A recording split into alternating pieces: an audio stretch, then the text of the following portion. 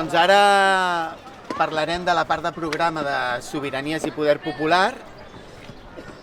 Nosaltres durant aquest temps a l'Ajuntament de Cardedeu hem pogut impulsar polítiques de participació i s'han pogut desplegar des dels pressupostos participatius fins a espais com l'Assemblea Ciutadana, però creiem que la política institucional a l'ús, és a dir, la política institucional a l'ús, si no la dotem d'alguna manera d'un sentit estratègic, que el sentit estratègic seria el que es parlava abans el Nico, és a dir, nosaltres el que volem al final és transformar aquesta societat i per transformar-la el que hem de fer és sobretot transformar com funciona a nivell de sistema econòmic, doncs entenem que la participació ha d'anar enfocada cap aquí. Llavors el que plantegem en el programa és vestir una mica,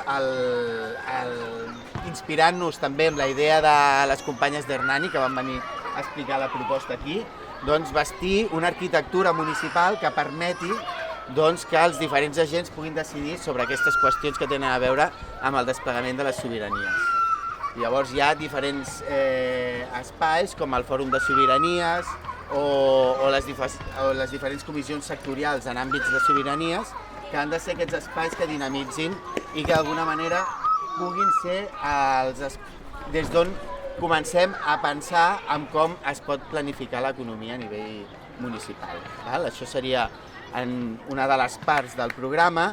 Després, una altra qüestió que ens preocupava era que veiem que moltes veïnes nostres a l'hora d'accedir a l'Ajuntament tenien dificultats per diferents motius i creiem que calia posar mecanismes d'accessibilitat a l'Ajuntament, per exemple, l'Oficina d'Atenció a la Ciutadania amb tot el tema cita prèvia o, per exemple, que les treballadores de l'Ajuntament a l'hora d'atendre la gent tinguin aquesta mirada de drets i de poder atendre des de la millor manera possible a les persones. Després, una altra qüestió que hem posat sobre la taula, que és que també hem tingut regidories, com per exemple regidoria d'Igualtat i hem desenvolupat projectes en igualtat, però creiem que sobretot cap a on hem d'anar ara és anar una mica més enllà i transversalitzar aquestes qüestions, transversalitzar la mirada feminista, transversalitzar la mirada LGTBI, la mirada de classe, la mirada de diversitat funcional, la mirada ecologista, i llavors que això ha d'estar impregnat a totes les polítiques. I, per exemple, els pressupostos han de tenir aquesta mirada transversal, l'urbanisme ha de tenir aquesta mirada transversal i també el funcionament dels equipaments ha de tenir aquesta mirada feminista, LGTBI, de diversitat funcional, de classe, etc. Veure tot allò que fem si realment d'alguna manera està atenent aquestes qüestions. I per últim, també entendre el municipalisme. Al final nosaltres formem part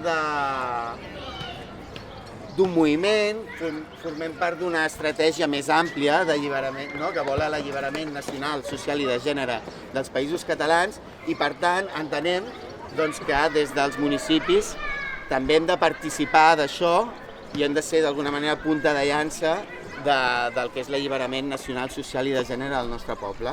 I, per tant, sí, es proposen ja sobre la taula estratègies de desobediència davant de lleis injustes o escenaris 1 d'octubre, evidentment nosaltres sabem que estarem allà. O, per exemple, també creiem que és important treballar per una institucionalitat que tingui el marc complet de la nació dels països catalans. O també entenem que des dels municipis hem de treballar per la justícia global i per restablir llaços solidaris amb tots aquells pobles que estan en lluita com nosaltres. I aquesta seria una mica el punt del programa de Sobiranies i Poder Popular. I aquí tancaríem ja l'explicació del programa i ara ja crec que podem anar al local a refrescar-nos. Jo se m'ha assecat la boca, per tant, anem a prendre alguna cosa. Molt bé. Bravo. Ja està.